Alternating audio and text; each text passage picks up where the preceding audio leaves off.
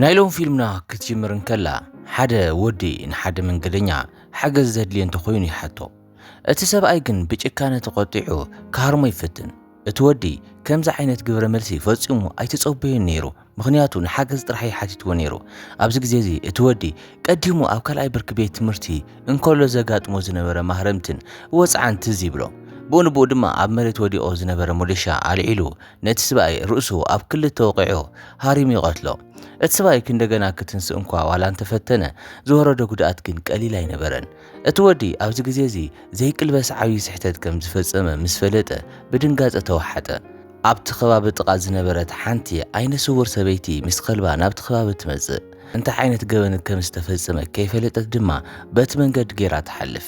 ይኹን እምበር እቲ ከልቢ ናብቲ ቦታ ከይዱ ናይቲ ደም ጨና ክሸትት ይጅምር። እቲ ወዲ ግን ምንም ዓይነት ድምፂ ንከየውፅእ ትንፋሱ ሒዙ ሱቕ ይብል። እታ ሰበይቲ ምስ ኸደት ድማ ብቕልጣፈ ካብቲ ቦታ ሃዲሙ ይጠፍእ። ናብ ቤት ተመሊሱ እቲ ደም ዝለበሰ ክዳኑን ሰብነቱን ብማይ ክሓጽቦ ይጅምር። ኣብዚ እዋን እዚ እቲ ዝሞተ ሰብኣይ ብሃንደበት ተገሊጹ ከመይልካ ከም ዝትገብር ኢሉ ክሓቶ እንከሎ ይረኣዩ። ኣብዚ ግዜ እዚ ካብቲ ዝነበሮ ሕልሚ ይበራበር። ክሳብ ሕጂ ነቲ ሰብኣይ ኣብ ዝቆተለሉ ቦታ ነብሱ ሒቱ ወዲቑ ነበረ። ብቕልጣፈ ድማ ካብቲ ዝወደቐሉ ቦታ ተንሲኡ እግሪ ያውፅእ ኢሉ ክሃድም ንሪኦ። ነገር ግን እዚ ኩሉ ግፍዒ ዝተፈጸመሉ ሞደሻ ኣብቲ ናይ ገበን ቦታ ረሲዕዎ ይከይድ ነይሩ። ብዝገርም ኩነታት ግን ፖሊስ ንጽባሒቱ ነቲ መሳርሒ ኣብቲ ቦታ ክርኽቦ ይከኣለን። ብተወሳኺ እቲ ቦታ ምንም ዓይነት ካሜራ ወይ ድማ ናይ ሲሲቲቪ ቅዳሕ ቪድዮ ኣይነበረን። መርማሪ ዣንግ ኣብቲ ከባቢ ናብ ዝርከብ ድንኳን ብምኻድ ኣብቲ ለይቲ ፈረቓ ዝሰርሕ ዝነበረ ሰብ መን ከም ዝኾነ ይሓትት። ኣብዚ ግዜ እዚ ናይ ንጎ ፈረቓ ክትክእ ዝመፀ ሊታንግ ዝተባሃለ ወዲ ናብቲ ድንኳን ይኣቲ። ከም ዝፍለጥ ሊታንግ ናይቲ ምሸት ሰራሕተኛ ዝነበረ እዩ። መርማሪ ዣንግ ንሊታንግ ናብ ደገ ወሲዱ ኣብቲ ዝሓለፈ ምሸት ዝሰምዖ ነገር እንተሃልዩ ይሓቶ።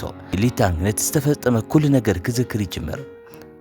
ትማሊ ኪም ሆንግ ጂንን ሊንጓንግ ጁን ዝተባሃሉ ክልተ ሰባት ካብቲ ድንኳን ዘድልዮም ዓዲጎም ኣብ ደገ ኮፍ ኢሎም ንነዊሕ ሰዓታት እንዳበልዑ እንዳሰተዩን ይዕልሉ ከም ዝነበሩ ጸኒሖም ዝተጠቐምሉ ጉሓፍ ከም ዘለዎ ብሸለልትነት ኣብቲ ቦታ ገዲፎሞ ይኸዱ። ሌታንግ ነዚ ጉሓፍ ርእዩ ምስ ኣጽረዮ ካብቲ ሱፐርማርኬት ሓደ ሞደሻ ተለቂሑ ናብ ቤቱ ገጽ የምርሕ። ኣብ መንገዲ እንከሎ ግን ሊንጓንግ ጁን ኣብ መሬት ወዲቑ ይርዮ። ሰኺሩ ኢሉ ብምሕሳብ ድማ ምስኡ ንዝነበረ ኪም ሆንግ ጂን ብቕልጣፈ ስዒቡ ንመሓዝኡ ክወስዶ ይነግሮ። ኪም ግን ዘይተጸበየ ኩነታት ንሊታንግ ብጽኑዕ ሓረሞ። ድሕሪኡ እቲ ቅድም ክብል ዝረኣናዮ ቅትለት ተፈጸመ። ስለዚ ድማ እዚ ሊታንግ ዝበሃል ወዲ እቲ ኣብ መጀመርያ ገበን ክፍጽም ዝረኣናዮ መንእሰይ ወዲ ንሱ እዩ ማለት እዩ። ካብ ተዘክርኡ ምስ ተመለሰ ሊታንግ ብሃንደበት እቲ ኣብ ውሽጢ ድንኳን ዘሎ ካሜራ ሞደሻ ክልቃሕ እንከሎ ከም ዘርእዮ ትዝ ይብሎ። ከመይ ገይሩ ከም ዘረድኦም እንዳሓሰበ እንከሎ ናይ መርማሪ ዣንግ መሳርሕቲ ሓደ ጽቡቕ ወርሒ ሒዙሉ ይመጽእ። ሓደ መንገደኛ እቶም ክልተ ሰባት ሰኺሮም ክበኣሱ እንከለዉ ከም ዝረኣዮም ከም ዝመስከረ ይናገር። ናይ ፎረንሲክ ጸብጻብ እውን ኣብቲ ቦታ ናይቶም ግዳያት ናይ ኣጻብዕቲ ኣሰር ጥራሕ ብምርኣዩ ፖሊስ እቶም ሰባት ባዕሎም ንባዕሎም ከም ዝተቐታተሉ ከም ዝኣምኑ ይገብሮም። በዚ ድማ ሊታንግ ናይ ኢፎይታ ትንፋስ ይትንፍስ። ካብዚ ንላዕሊ ዝሐጉስ ድማ ሊታንግ ነቲ ሞደሻ ክልቃሕ እንከሎ ሓንቲ ጽንጽያ ነቲ ካሜራ ሸፊናቶ ነበረት። ፖሊስ ድሕሪ ሓፂር እዋን እቶም ክልተ ሰባት ዝተበኣስሉ ምኽንያት ይረኽቦም። ከም ሰበይቲ ሊንጓንግ ጁን ገለጻ እቶም ክልተ ሰባት ኣብ ናይ ህንፃ ቦታ ተራኺቦም ብሓባር ይሰትዩ ነበሩ። ድሕሪኡ ግን ምስጢራት ንዘለኣለም ክሕብኡ ስለ ዘይኽእሉ እዚ መሕዘኒ ናይ መወዳእታ ታሪክ ከም ዝመጽእ ትምስክር። እቲ ዝቐረበ ምኽንያት ንጹር እኳ እንተነበረ መርማሪ ዣንግ ግን ሕጂ እውን ጥርጣረታት ኣለዎ። ኣብቲ ከም መሳርሒ ዘገልገለ እምኒ ምንም ደም ከም ዘይነበረ የስተውዕል። ናይ ኪም ታሪክ ምስ መርመረ ድማ ምንም መረዳእታ ክረክብ ኣይከኣለን። መርማሪ ዣንግ ከም ዝጠርጠሮ ብሓቂ ዝድለ ገበነኛ ነበረ። ሊታንግ ግን ብዛዕባ እዚ ሓቂ ኣይፈልጥን ነይሩ። ጸኒዑ ኪም ተደላይ ገበነኛ ምዃኑ ኣብ ዜና ምስ ረኣየ ሙሉእ ብሙሉእ ናይ ኢፎይታ ስምዒት ይስምዖ። በቲ ሓደ ገጽ ድማ ኣብ ሓደ ቪላ ገዛ ሓንቲ ብጫ ክዳን ዝተኸደነት ሰበይቲ ምስ ከልባ ክትጻወት ንሪያ። ኣብቲ ናይቲ ገዛ ካልኣይ ፎቕ ድማ እቲ ቀድም ክብል ንኪም ንምቕታል ዘገልገለ ሞደሻ ኣብ ላዕሊ ጣውላ ነበረ። ንጽባሒቱ ሊታንግ ኣብቲ ድንኳን ስሩዕ ስሩሕ ክሰርሕ ይኸይድ። ናይቲ ድንኳን ማዕጾ ክኽፈት እንከሎ እቲ ደወል ጽቡቕ መዓልቲ ይግበረልኩም ዝብል ድምፂ ኣስሚዑ ካብዚ ንድሕር ህይወት ጽቡቕቲ ከም ዝኾነት ክስምዖ ይገብሮ። እዚ ሓጎስ እዚ ግን ብዘይተጸበየ ኩነታት በታ ብጫ ክዳን ዝተኸደነትን ዓይነ ስውር ዝመሰለትን ሰበይቲ ይበላሸው። ንሊታንግ $2 ሚልዮን ተሓቶ። ሊታንግ ሰንቢዱ እንታይ ማለታ ምዃኑ ሓታ መነጽር ኣውፅያ ዓይነ ስውር ከም ዘይነበረት እሞ ዝሓለፈ ምሸት ዝፈጸመ ግፍዒ ኩሉ ብዓይና ከም ዝረኣይ ትገልጸሉ ነዚ ሰምዐ ሊታንግ ውሽጡ ብድንጋጸ ስርሑ የቋርጽ እቲ ጽቡቕ መዓልቲ ግበረልኩም ዝብል ድምፂ እውን ከም መርገም ኮይኑ ይስምዖ ብቕልጣፈ ናይ ባንክ ሒሳቡ ምስ ፈተሸ ካብ $200,000 ንታሕቲ ከም ዘለዎ ይርኢ ናብ ቤት ማእሰርቲ ከይኣቱ ስለ ዝፈርሐ ገንዘብ ንምእካብ ብኸቢድ ይጽዕር እቲ ሓዳሽ ዝዓደጋ ስልኪ እውን መሊሱ ክሸጥ ኣይፍትን ካብኡ ሓሊፉ ካብቲ ሓለቕኡ ናይ 3 ወርሒ ደመወዙ ቅድሚ እዋኑ ኩባ ይሓቶ ነገር ግን ሕጂ እውን 2 ሚልዮን ክእከብ ኣይከኣለን ተስፋ ዝቆረጸ ሊታንግ ናይ ወለዱ ናይ ቁጠባ ደፍተር ሰሪቑ ኩሉ ገንዘብ ካብ ባንክ ይውፅእ ኣብ መወዳእታ እቲ $2 ሚልዮን ረኸበ بمسارة السممة نابجزا تاسبيتي خيد التاسبيتي ستبون عند الدلوتلو نفسها يوكيلات اللاليو لتانك شلاليلو نتجنزب كله بتنقاقه قبل حلت أولا قمتلا يوك نتبوزح جنزب ريا كاب حجين الدحار ببورحو $2 مليون كاو كما تدل تحبرو لتانك بس سنبيرو سلمنتاي حسابها كم تغيرتي حتى التاسبيتي جن نتقدم متوفي إذن ورا مدشا أو تياتريوم أبتبشيت لتانك أبتناي جبن بوتا قديفو وزخد مدشا نايو كلبي نابغزا مزئو نبره ليتانك نتمودشا منزيع بقلطافه كابت غزا كوص يفتن نساغن ناي يونيفرسيتي ادراشان ناي سدرا بيت كونتاتن بهد ادحر مزرزارا ليتانك نتمودشا موساد منم ربح كم زيبلو تنغرو مغنياتو ناتو دي ان اي ابت غزا اب كل بوتا سلازلو سلازي نسا نزقتلت انت حبيراتو نسون توحده كساب 15 عامت ماسرتي يصبيلو مالتيو ازي الى مسودت يوك بناي سيطان في شختبل ليتانكن بحساب استسمع مع مسيل دحر مقرابو بتزحازو مدشا جنبارا اب كل تمقيل قاتلا دحريو بقلطف نت ገንዘብ مدشان حيزو كابت كبابي طف دحر حيدت محلتات حد ناي صبا مكافلي ابت ገዛ كبابي زيتلمد ነገር يستوعب نت مندق زليلو مساعتو كامنو زصقم زدنقص ነገር يري ፖሊስ بقلطاف نت ቦታ خيو مرمرا يجمر بتحد ገጽ ድማ እቲ كلبي ናብ ድሕር ገዛ እንዳጎየ ይኸይድ يوك كابز موتتلا معلت جميرو اتخلوي عبي غدغاد يخوعت نبره بوليس اوش ات غدغاد كلته زبسبس ريساتات يركب اتم ريساتات نا يوك ولد مخانه مسفلط جن كامريكا قالون ابتمساسال غزي ليتانك نتا زموتت يوك بحلم ملك عند راي نسلسته معلتات اب كفلو تقولفو يحلفو كساب حجي دما مانم كاسر سلازي مص يدناغر ابتنا يغبن بوتا دما بوليس منم ناي صابعتي اسر كونه دي ان اي كركب يكالن ابتنا يبون مستين ابت طاولان ابت متو محصن زلو دي ان اي نايت خلبي تفتح طرح نبره اتخلبي نخل مرداتات بمطفا 3 معلتي احليفو نبره منم مرداتا بزي منبارو نايت مرمرا بودن مراحي اتخلبي ناي وان قدام ساتي كخون يخليلو سلاز طرطره قتل يزس صنيحنا بهوسبيتال ابزو سدل منقدي اتخلبي بهاندبت اب حدا بيت مستمعصو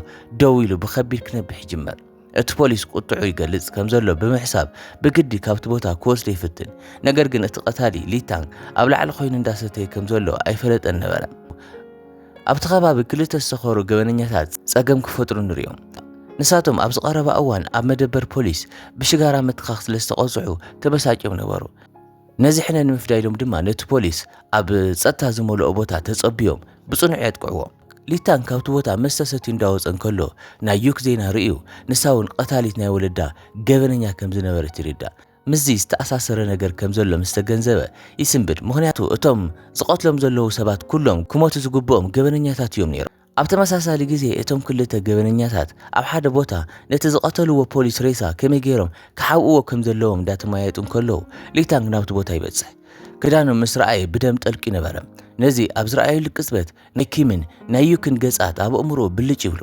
ንጽባሒቶቶም ክልተ ገበረኛታት ሬሶም ተደርቢ ይረክብ ሊታንግ ኣብ ገጹ ብየዋህነት ስምዒት ተዋሒጡ ካብቲ ደቂስሉን ዝነበረ ይትንስ ገጹ ጽቡቕ ገይሩ ተሸፊኑ ብምርኣዩ ይግረም ዝሓለፈ ምሸት ሓደ ሰብ ተሸኪሙ ናብ ገዛ ከም ዘምጽኦ ይዝክሮ بتوساخي ابناي غزا طاولا حدا بدم استولوله امني اي سيجاره ترفن حدا ماستواشان بهاندبت يركب اتي ماستواشا مشطراو قصرو نبرو بتخالي ገጽ ድማ መርማሪ ጃንክ ናይክ ጓላይኩ አዝኾነት ጓል ጸዊዑ ዩክ ይቅርታ ዘይግባ ሰይጣንን አርመኔን ሰበይት ከም ዝነበረት ሙሉ ታሪኽ ይርዳ ቀዲሙ ኣብ ቤት ትምህርትን ኮላ ዩክ ምስሕውማት ጉጅለታት ተጸምቢራ ሓሽ እንዳወሰደትን ኮላ ቀሊል ዘይኾነ መጥቃዕቲ ወሪድዋ ገጻ ተበላሻ ነበረት ካብኡ ንድሓር ምንም ዓይነት ሓዘን ዘይብላ ዕብዲ ሰበይት ኮነት ፍርታ ሸሞንተ ናይ ህይወት መድሕን ፖሊሲታት ንወለዳ ዓደገትሎም ድሕሪኡ ሓደጋ ብጥንቃቐ ኣቂዳ ንስድራ ቤታ ኩሎም ቀተለቶም። እታ ጓል እኳ ቆቢዓ ምስ ኣውፅአቶ ዩክ ኣብ ዝሓለፈ ግዜ ተበሳጭዋ ፍሉሕ ማይ ናብ ርእሳ ከም ዝደፍአትላ ናይ ባርዕ በሰላታት ትርዮ። ነዚ ድሕሪ ምግባራ እቲ ናይ ዩክ ፍሽኽታ መዓዝ እውን ከም ዘይርስዖ ትዛረብ። ከም ዘይትርስዖ ትዛረብ። ነታ ጓል እኳ ተሰናቢቱ እቲ መርማሪ ዣንግ ናብቲ ዝቐጸለ ናይ ገበን ቦታ የመርሕ። ኣብቲ ናይ ሓዘን ቦታ ናይ ሓደ ካብቶም መንእሰያት ኣደ ብኸቢድ እንዳበኸየት ፖሊስ ነቲ ቀታሊ መዓዝ ከም ዝሕዞ ተሓትት። መርማሪ ዣንግን ፍትሒ ከይትተዓናቕፍ ብትዕግስቲ ክትጽበ የጠንቅቓ። ጸኒሑ መሳርሕቱ ኣብ ልዕሊ ጉድኣት ስድራ ቤት ስለምንታይ ከምዚ ጨካን ምዃን ኣድለየ ምስ ሓተቶ መርማሪ ዣንግ እቶም ጉድኣት ባዕሎም እውን ገበነኛታት ክኾኑ ከም ዝኽእሉ ይገልጽ። ቅድሚ ዓመታት ሓንቲ ናይ ካልኣይ ብርኪ ቤት ትምህርቲ ተምሃሪት ብኽልተ ወገናት ተዓሚፃ ነበረት። ነቲ ሕፍረት ክትጻወሮ ስለ ዘይከኣለት ድማ ነፍሳ ክትቐትል መረፀት። ናይ ሓደ ካብቶም ደፈርቲ ኣደ ድማ ኣብቲ ናይ ሓዘን ቦታ ንሳ ባዕላ ንወደይ ኣስሒታትን እንዳበለት ሓድሽ ወረ ትፈጥር ነበረት። እዛ ደዚኣ እታ መርማሪ ዣንግ ቅድም ክብል ፍትሒ ዝሓተተ ሰበይቲ ነበረት። ነታ ጓል ዝደፈርዋ ክልተ ኣወዳት ድማ እቶም ዝሓለፉ ምሸት ዝተቐተሉ ክልተ ገበነኛታት እዮም። ኣብ ዝሓለፉ ዓመታት እቶም ሰባት ኣብ ተግባሮም ፈጺሞም ኣይተጣዓሱን እኳ ደኣስ ሕማቕ ልማዳቶም እንዳጋደዱ እዮም ከይዶም ነይሮም። ናብ ናይ ሕጂ ግዜ ክንምለስ እንከለና ሊታንግ ካብቲ መስታወሻ ምስጢራዊ ሰብ ረኺቡ ብመልእኽቲ ከዘራርቦ ይፍትን። ነገር ግን እቲ ሰብኣይ ብኡንብኡ ስሙ ምስ ፀውሖ ሊታንግ ብፍርሑ ተዋሒጡ ስልኩ ብቕልጡፍ ይዓጾ። ኣብዚ እዋን እዚ ሓደ ደብዳቤ ካብ ፖስታ ቤት ይበፅሖ። እቲ ደብዳቤ ናይ ፍርዲ ቤት መፀውዕ ነበረ። ቅድም ክብል ሊታንግ ናይ 3 ወርሒ ደሞዝ ካብ ሓለቆ ተቐቢሉ ነበረ። ነገር ግን ናብ ስርሑ ስለ ዘይተመለሰ ናይቲ ድኳን ዋና ናይ ምትላል ክሲ መስሪትሉ ነበረ። መርማሪ ዣንግ ብዛዕባ ሊታንግ ኣስተውዒሉ ናይ ቀረባ እዋን ቅትለታት ምስ መርመረ ሊታንግ ኣብ ኩሎም ናይ ገበን ቦታታት ከም ዝነበረ ምስ ፈለጠ ዓብዪ ጥርጣረ ሓደሮም። ኣብ ተመሳሳሊ ግዜ ፖሊስ ብዛዕባ እቲ ዝሓለፈ መጥቃዕቲ ብዝበለፀ ንምፍላጥ ናይታ ተገዲፋ ዝሞተት ጓል ኣቦ ይረክብ። ብዘይተጸበየ ኩነታት ግን እቲ ኣቦ ሚስተር ካንግ ነቶም ክልተ ገበነኛታት ንሱ ከም ዝቐተሎም ብንጹር ይዛረብ። በቲ ካልእ ገጽ ድማ ድሕሪ ብዙሕ ሓሳብ ሊታንግ ነብሱ ሕሊፉ ክህብ ይውስን። ነቲ ዝቐተለሎም መሳርሕታት ኩሉ ኣብ ቦርሳ ኣትዩ ቀጥታ ናብ ፖሊስ ይድውል። ፖሊስ ግን በቲ ዝተለኣኸሉ ናይ መፀውዒ ወረቐት ምኽንያት ዝድውል ዘሎ መሲልዎ ኣብቲ ምሸት 9 ሰዓት ንምርመራ ከም ዝመጽእ ይነግርዎ። ኣብቲ ናይ ፖሊስ መደበር ድማ ነቶም ክልተ ገበነኛታት ከመይ ገይሩ ከም ዝቐተሎም ከረድእ ይጅምር። ይኹን እምበር መርማሪ ዣንግ ንኻልእ ሰብ ክከላኸለሉ ኢሉ ይሕሱ ከም ዘሎ ይሓስብ። ምክንያቱ ካብቶም ግዳያት ሓደ ገጹ ብሽጋራ ዝተቓጸለ ምልክት ነበሮ። ሚስተር ካንግ ግን ምትኻኽ ካብ ነዊሕ እዋን ጀሚሩ ከም ዘቋረጸ ተዛረበ። ብተወሳኺ እቲ ቆስሊ ኣብ የመናይ ሸነኽ ርእሲ እቲ ሓደጋ ነበረ። ሚስተር ካንግ ግን ጸጋማይ ኢሉ ተዛሪቡ ነይሩ። ብሰንኪ መረዳእታ ሕፅረት ድማ ሚስተር ካንግ ተፈትሐ። ልክዕ ካብ መደበር ፖሊስ ክወፅእ እንከሎ ካብዚ መጽያ ዘይተባሃለት ሓንቲ መኪና መጽያ ተሃርሞ። እታ መኪና እትዝወር ዝነበረት ናይ ሓደ ካብቶም ዝሞቱ ገበነኛታት ኣደ ነበረት። ከም ኣጋጣሚ ኮይኑ ግን ሚስተር ካንግ ከቢድ ዝበሃል ጉድኣት ኣይወረደን። ጸኒሑ መርማሪ ዣንግ ናብ ሆስፒታል ብምኻድ ነቲ ግዳይ ይፈልጦ እንተሃልዩ ሓቶ። ሚስተር ካንግ ግን ነቲ ታሪኽ ብምሕባእ ንሱ ከም ዝቐተሎም ኣጥቢቑ ተዛረበ። ኣብቲ ምሸት ሊታንግ ነቲ ገንዘብ ንኣዲኡን ናይቲ ድኳን ዋናን ሒሳብ ምስ ኣመሓላለፈ ካብ ባንኪ ክወፅእ እንከሎ ክልተ ሰረቕቲ ቦርስኡ መንዚዖም ወሃዶም። ይኹን እምበር ኣብ ውሽጢ እቲ ቦርሳ እቶም ቅትለት ዝተፈጸመሎም ኣቕሓ ጥራሕ እምበር ምንም ዓይነት ገንዘብ ኣይነበረን። እቶም ሰረቕቲ በዚ ሓሪቖም ናብ ፈለግ ማይ ይድርቢዎ። በዚ ምኽንያት ድማ ኣብቲ ናይ ገበን ቦታታት ጥቕሚ ዝወዓል መሳርሕታት ኩሎም ናብ ማይ ሰጦም። ኣብ ሆስፒታል ኮይኑ ሚስተር ካንግ ናይቲ ገበን ምሸት እንታይ ከም ዝተፈጠረ ይዝክር። ሓደ ምሽጥራዊ ናይ ጽሑፍ መልእኽቲ በፂሕዎ ነበረ። እቲ መልእኽቲ ኣብ ልዕሊ ደፈርቲ ጓልካ ናይ ሕነ ምፍዳይ ስጉምቲ ውሰድ፣ እቲ ዝተረፈ ድማ ኣነ ክውድእ ዝብል ነበረ። ሚስተር ካንግ ብትብዓት ነቶም ክልተ ገበነኛታት ናብ ሓደ ኩርናዕ ሰዓቦ። ነገር ግን ካልእ ሰብ ኣቐዲሙ ከም ዝቐተሎም ረኣየ። እቲ ሰብ ድማ ሊታንግ ነበረ። ኣብ ተመሳሳሊ ግዜ ሊታንግ ቀዲሙ እቶም ሰረቕቲ ቦርስኡ ክሰርቁ እንከለዉ ኢዱ ስሒቦምዎ ስለ ዝነበሩ ናብ ሆስፒታል ይኸይድ። ሚስተር ካንግ ኣብዚ ብኣጋጣሚ ርእይዎ ብናይ ስንኩላን ዓረብያ ክስዕቦ ይፍትን። ነገር ግን ከይሓሰቡ ኣብ መሬት ወደቐ። ሊታንግ መንገዲ ኣቋሪጹ ሓገዝ ከም ዘድልዮ ክሓቶ እንከሎ ሚስተር ካንግ ግን ንመጀመርታ ግዜ ንዝገበሮ ነገር ኣመስጊኑ ኣብ ሆስፒታል ፖሊስ ስለ ዘለዉ ሕጂ ብቕልጡፍ ክሃድም ነገሮ። ሊታንግ ምስ ኸደ ሚስተር ካንግ ነታ ዘፍቅራ ጓሉ እንዳሓሰበ ሕነ ምፍዳዩ ስለ ዝተወድአ ምስ ጓሉ ናብቲ ሓደ ዓለም ክጽንበር ወሰነ። ነብሱ ኣጥፍእ ማለት እዩ። መርማሪ ዣንግ ንሊታንግ ብፍርሒ ተዋሒጡ ካብ ሆስፒታል ክሃድም ከሎ ርእይዎ ብኡንብኡ ሰዓቦ። ነገር ግን ካብ ሆስፒታል ብሃንደበት ተደዊሉ ናይ ሚስተር ካንግ ኩነታት ከም ዝተበላሸወ ስለ ዝተነገሮ ነቲ ምስዓብ ከቋርጾ ነበሮ።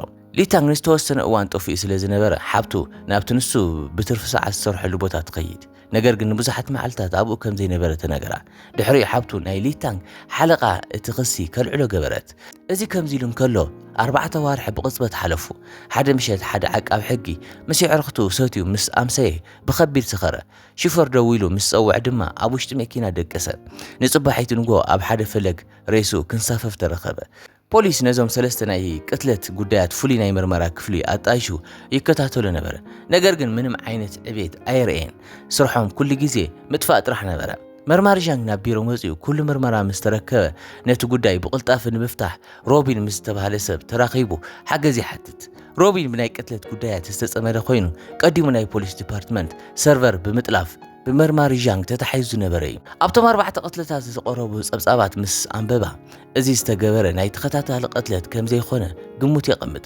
ምክንያቱ እቶም ቀዳሙ 3 ቅትለታት ብስምዒትን ብሃንደበትን ዝተፈጸሙ ገበናት ይመስሉ ነበሩ እቲ ቀታሊ እውን ፍሉያት መሳርሕታት ተጠቒሙ ነገር ግን ኣብቲ ናይ ዓቃቢ ሕጊ ጉዳይ እቲ ቀታሊ ካራ ተጠቒሙ ልቦ ቆይዕዎ ስለዚ ሓደ ሰብ ነዚ ኩሉ ቅትለት እንተፈጺምዎ እቲ ቀታሊ ስልቱ ይቕይር ነይሩ ማለት እዩ ብተወሳኺ ሮቢን እቲ ቀታሊ ስለምንታይ ገበነኛ ጥራሕ ከም ዘነጻጽር ንምፍላጥ ሃንቀውታ ነበሮ መርማሪ ዣንግ ሮቢን ብዛዕባ እዚ ጉዳይ ብዙሕ ዝርዝር ከም ዝፈልጥ ኣስተውዒሉ ንሕቶና መንበር ክመጽ ይገብሮም ኮይኑ ግን ሮቢን ነዞም ጉዳያት ኣብ ኢንተርኔት ጥራሕ ከም ዘንበቦም ተዛረበ ናብ ገዝኡ ካብ ምስዳድ ወጻኢ ኣማራጺ ኣይነበረን ብሕውእ ግን ክከታተሎ ይጅምር ንጽባሒቱ ንጎ ሮቢን ገዝኡ እንዳጽረየ እንከሎ ናይ ማዕጾ ደወል ይውቃዕ ማዕጾ ምስ ኸፈተ እቲ ን4 ወርሒ ጠፊኡ ዝነበረ ሊታንግ ነበረ ሮቢን ሓደ ሕማቕ ስምዒት ዘለዎ መርማሪ ይከታተሎ ከም ዘሎ ብምግላጽ ክጥንቀቕ መዓዶ ነዚ ምስ ሰምዐ ሊታንግ ብቕልጡፍ ኸደ መርማሪ ዣንግ ግን ካብቲ ቦታ ከይረሓቐ ንሊታንግ ብኡ ንብኡ ኣለልይዎ ንጉጅሉ ከኣስርዎ ኣዘዘ ንሱ ድማ ብቕልጣፈ ናብ ገዝኡ ኣትዩ ሮቢንን ሊታንግን ኣብዚ ቅትለታት ተሓበርቲ ምዃኖም ከውፅእ ፈተነ ብተወሳኺ ቅድሚ ሒደት ዓመታት መርማሪ ዣንግ ካሃድኖ ዝነበረ ሓደ ቀታሊ ብሮቢን ሓገዝ ምኽንያት ኣምሊጡ ነበረ ነገር ግን ሮቢን ንጹህ መሲሉ ንሊታንግ ፈጺሙ ከም ዘይፈልጦ ተዛረበ መርማሪ ዣንግ ርእሱ ክቋፀር ስለ ዘይከኣለ ኩሉ ቁጥዑ ኣብ ልዕሊ ሮቢን ኣውረዶ ኣብ ተመሳሳሊ ግዜ ፖሊስ ንሊታንግ ሒዞሞ መፁ ዝሕዝን ግን እቲ ዝሓዝዎ ወዲ ንሊታንግ ዝመስል እምበር ሊታንግ ባዕሉ ኣይነበረን ካብዚ ዝገደደ ድማ ኣብ ፖሊስ መደበር ፖሊስ ኣብ ልዕሊ ሓደ ውልቀ ሰብ ብዘውረዱ ናይ ጭካነ ተግባር ጥራዓን ቀረበሉ ምክንያቱ ሮቢን እቲ ክውቃዕ ከሎ ዝነበረ ኩነታት ኩሉ ብቐጥታ ፈነወ ይሕልፎ ነበረ ኣብ መወዳእታ መርማሪ ዣንግ ብዘይ ፍቃድ ናብ ገዛ ብምእታውን ካብ ዓቐን ንላዕሊ ሓይሊ ብምጥቃምን ካብ ስራሕ ተኣገደ ቅድም ክብል ሮቢን ምስ ሊታንግ ዘለዎ ርክብ ቅድሚ 4 ወርሒ ዝጀመረ ነበረ ሊታንግ ካብ ሆስፒታል ምስ ኣምለጠ መጀመርታ ናብ ኣፓርታምኡ ተመለሰ ንስድራ ቤቱ ናብ ፀገም ከየእቱ ድማ ናይ ስንብት ደብዳቤ ጽሒፉ ካብቲ ከባቢ ጠፍአ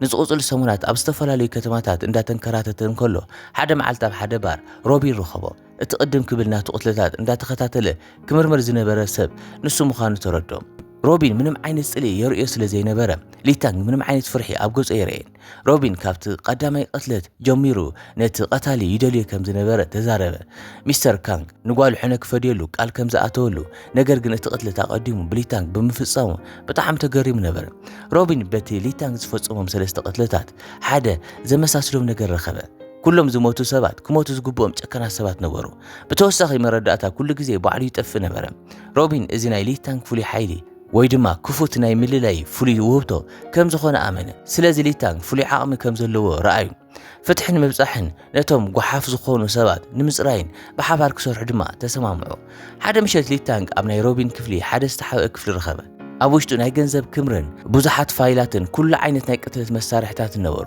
ሊታንግ ሓደ መሳርሒ መሪጹ ናይ ሮቢን ጃኬት ተኸዲኑ ካብ ገዛ ወፀ ንሱ ብሓቂ ክፉት ናይ ምልላይ ውህብቶ ከም ዘለዎ ክፈልጥ ደለየ ኣብ መንገዲ እንከሎ ምስቲ ኣቐዲሙ ዝመታ ዓቃቢ ሕጊ ብዘይተጸበየ ኩነታት ተጋጨወ ድሕሪኡ ነብሱ ከም ሽፈር ኣምሲሉ ነቲ ሰብኣይ ናብ ገምገም ባሕር ወሰዶም እቲ ዓቃቢ ሕጊ ኣብ ህይወቱ ምንም ዓይነት ስሕተት ከም ዘይፈጸመ እንዳተዛረበ ምሕረት ክገብሩሎም ሞኖ ሮቢን ግን ናብ ገዛ ኣትዩ ሊታንግ ሓደ ዓቃቢ ሕጊ ከም ዝሓዘ ምስ ሰምዐ ንሊታንግ ብስልኩ እቲ ዓቃቢ ሕጊ ቁፅሪ ዘይብሎም ንጹሃን ኣዋልድ ክደፍር እንከሎ ዘርኢ ቪድዮታት ለኣኸሉ ነዚ ኣብ ዝረኣየሉ ቅጽበት ሊታንግ ሓደ ዓብይ ሓይሊ ነዚ ዓለም ካብ ገበነኛታት ክሕልዋ ከም ዘለኣኾ ተገንዘበ ኣብዚ ግዜ እዚ ንዝሰርሖ ስራሕ ምንም ዓይነት ናይ ገበነኝነት ስምዒት ከይተሰምዖ ነቲ ዓቃቢ ሕጊ ቀቲሉ ኣብ ትሕቲ እቲ ቃላይ ይድርብዮ ንጽባሒቱ ሊታንግ ኣብቲ ከባቢ ናይ ምግቢ መብፅሒ ስራሕ ረኸበ እዚ ስራሕ እዚ ብማንም ከይፍለጥ ከም መሸፈኒ ይሕግዞ ነበረ ብተወሳኺ ሮቢን ሓድሽ ናይ ሓሶታ ሴራ ሰሪሕሉ መንነቱ ሙሉእ ብምሉእ ቀይሮ።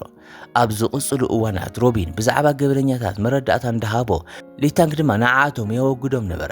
ኣብ ውሽጢ 4 ዋርሕ ጥራሕ ብዙሕ ቅትልታት ፈጺሙ ነታ ከተማ ቁርብ ሰላም ዘስፈና ይመስል። መንነቱ ብዝበለጸ ንምሕባእ ሊታንግ ናብ ቡሳን ዝተባሃለት ከተማ ተዛዊሩ ኣብ ሓደ ሱፐርማርኬት ስራሕ ረኸበ።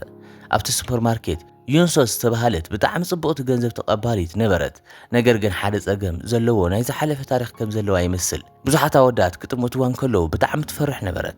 ሓደ መዓልቲ ዩንሶ ብሓደ ጸጋሚ ዓሚል መጥቃዕቲ ወረዳ። ሊታንግን ኣብ መንጎ ኣትዩ ነቲ ዓሚል ትምህርቲ ሃቦ። ኣብቲ ምሸት ዩንሶ ኣብ ስራሕ እንዳሃለወት ናብ ሊታንግ ቀሪባ ክትዛረብ ጀመረት። ክልቲኦም ብዙሕ ዘመሳሰሎም ነገር ነበሮም። ክልቲኦም ናይ ዝሓለፈ ታሪኾም ካብ ምዝራብ ይቆጠቡ ነበሩ። ምስ ካልኦት ዘለዎም ርሕቐት እውን ይሕልው ነበሩ። ሊታንግ ነቲ ሓቲ ሕቶታት ብዙሕ ምላሽ ኣይሂባን ነበረ። ነገር ግን ዩንሶ ከምዚ ቅድም ክብል ኣብ ሓደ ቦታ ዝረኣያ ኮይኑ ይስምዖ። ዩንሶ ሓደ ግዜ ሕማቕ ኣፍቃሪ ከም ዝነበራ እሞ እቲ ናታ ናይ ብሕቲ ቪድዮታት ኣብ ኢንተርኔት ከም ዝለቃላ ዝነበረ ትነግሮ። ንሳ ካብዚ ዝሓለፈ ጸሊም ታሪኽ ንምህዳም ክትብል መንነታ ቀይራ ናብ ቡሳን ተዛዊራ ነበረት።